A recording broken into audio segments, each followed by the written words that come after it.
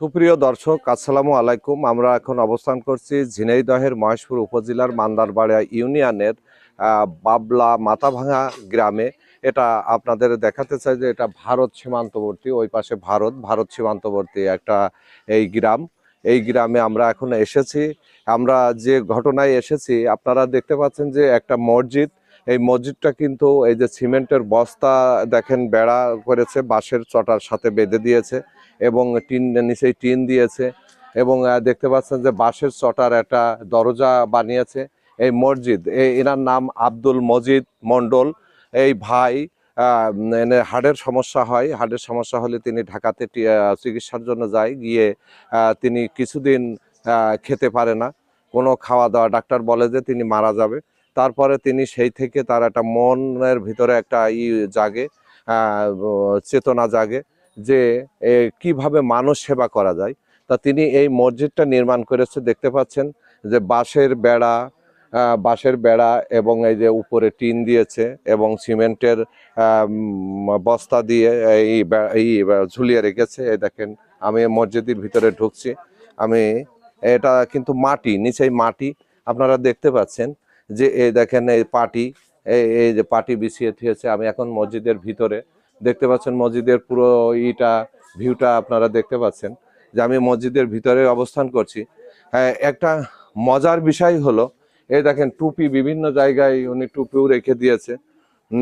এটা দেখতে পাচ্ছি। একটা মজার বিষয় হলো যে ইনি যদি কেউ 5 ওয়াক্ত নামাজ আদায় করে এই মসজিদেতে সারাদিন তার খাবার ফ্রি দেবে এবং যদি 1 ওয়াক্ত নামাজ পড়ে তাকেও তিনি ফ্রি খাবার দেবে। এবং পথচারীরা যদি এখান থেকে আসা যাওয়া করে, কেউ যদি ইচ্ছা প্রকাশ করে বা পথের থেকে উনি লোক ডেকে ডেকে তাদেরকে খাওয়ায়। সকালে খিচুড়ি এবং গরুর মাংস বা আর দুপুরে রুটি এবং ডিম ভাজি তিনি খাওয়ায়। তার এখানে পেট পুরে সবাই খেতে পারবে, পেট ভরে খেতে পারবে। যদি কেউ পেট ভরে খায়, আনন্দ পায়, সেই আনন্দে মজিদ ভাই আনন্দ পায়। এবং যে কেউ যদি 5 ওয়াক্ত নামাজ আদায় করে তাতে তিনি আরো খুশি হয়। 1 ওয়াক্ত নামাজ আদায় করলেও তিনি খুশি হয়। তিনি চায় মানুষের দোয়া এবং মানুষ যাতে আনন্দ পায়, এই জন্য তিনি এই উদ্যোগটা গ্রহণ করেছে। আপনাদের দেখাতে চাই যে মজিদ ভাইয়ের সাথে আমরা কথা বলবো। মজিদ ভাই তিনি উদার মনের মানুষ। মজিদ ভাই ব্যস্ত আছে। আপনারা দেখতে পাচ্ছেন যে লোকজন খাচ্ছে। দেখতে পাচ্ছেন যে লোকজন যে ডিম ভাজি আর রুটি খাচ্ছে। ভাইয়ের বাসা কোথায়? এই গ্রামে ভাই। হ্যাঁ, এই গ্রামেই বাবলা মাথাবা গ্রামে আমার কেমন বাসা। লাগছে আপনার? হ্যাঁ, যে ভালো লাগছে আমাদের কাছে। কতদিন ধরে খাচ্ছেন? আমরা অনেক দিন ধরে খাচ্ছি এখানে এইভাবে ফ্রি। জি এইভাবে ফ্রি জি খাচ্ছেন? জি জি জি। চাচা, কি আপনি নামাজ তো 5 ওয়াক্তই পড়েন তাই না? জি, তা এই কেমন লাগে? আপনি তো ফ্রি, ভালোই লাগে। ফ্রি ভালোই লাগে, আমাদের ফ্রি খাওয়াই।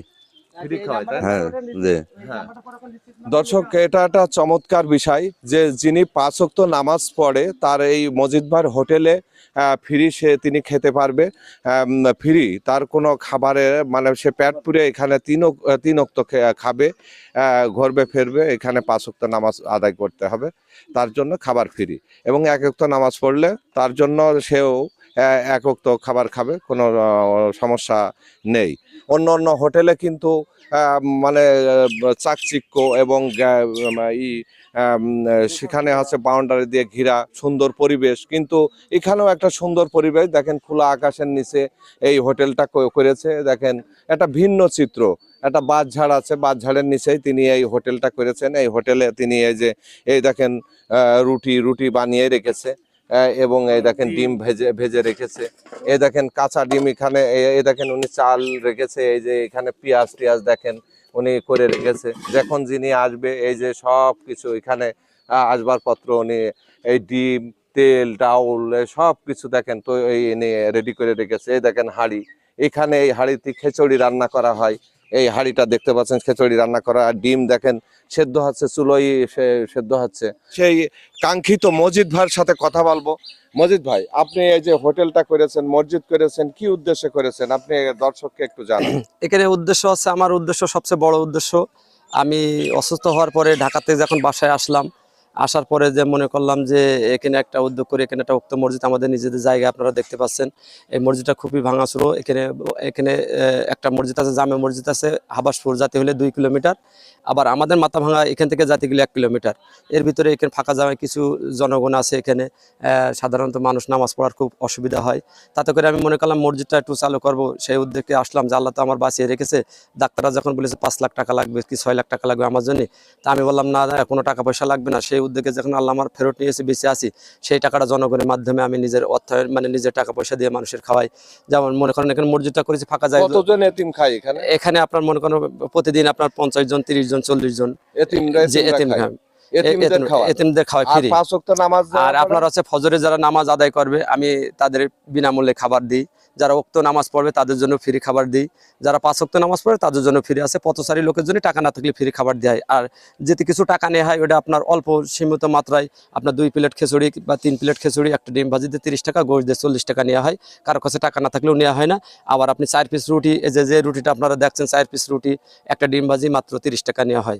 যাদের কাছে টাকা না থাকে তাদের কাছে কেউ নেওয়া হয় যদি না। আপনার সহযোগিতা করতে চায় এখন আপনি কেউ আপনার যদি নাম্বারটা কত বলেন? কেউ যদি সহযোগিতা করে আমার এই উদ্যোগে যে এতিম মানুষ খাওয়াচ্ছে, সে বেচারা এত মানে টাকা পয়সা ব্যয়বহুল করে একটা মসজিদের উসিলায় বা এতিমের উসিলায় সবাই খাওয়াচ্ছে, পথচারী মানুষ যারা মাঠে কাজকর্ম করে তাদের উদ্যোগ নিয়ে যে মানুষটা যে খাওয়াচ্ছে তার জন্য সবাই দোয়া করবে, আর যারা খাচ্ছে তারাও তো দোয়া সবার জন্য করবে।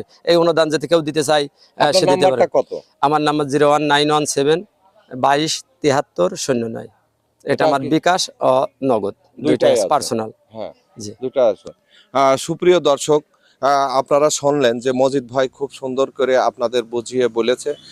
তার হলো বিকাশ নাম্বার আছে এবং নগদ খোলা আছে তার নাম্বারে। যদি কেউ সহযোগিতা করতে চান, তিনি কতজন এতিম?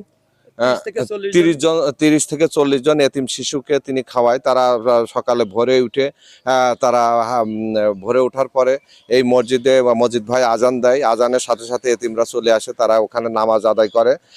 নামাজ আদায় করার পরে মসজিদ ভাইয়ের আর একটা সাথে লোক আছে, সে রান্নার কাজ সেরে ফেলে, মসজিদ ভাই সহযোগিতা করে। তারা নামাজ আদায় করার পরে মসজিদ ভাই এখানে খাওয়া দাওয়া করে সেই এতিম শিশুরা চলে যায়। এবং যারা 5 ওয়াক্ত নামাজ আদায় করবে এই মসজিদে তাদের জন্য ফ্রি খাবার তিনি দেবে। আপনারা যদি কেউ মসজিদ ভাইয়ের পাশে দাঁড়াতে চান, সহযোগিতা করতে চান, তাহলে তার বিকাশ নাম্বারে আপনারা নগদ নাম্বারে টাকা পাঠিয়ে সহযোগিতা করতে পারেন। তো দর্শক, এই ছিল আমার কাছে এই মসজিদ ভাইয়ের হোটেলের ফ্রি হোটেলের সর্বশেষ তথ্য। আসসালামু আলাইকুম।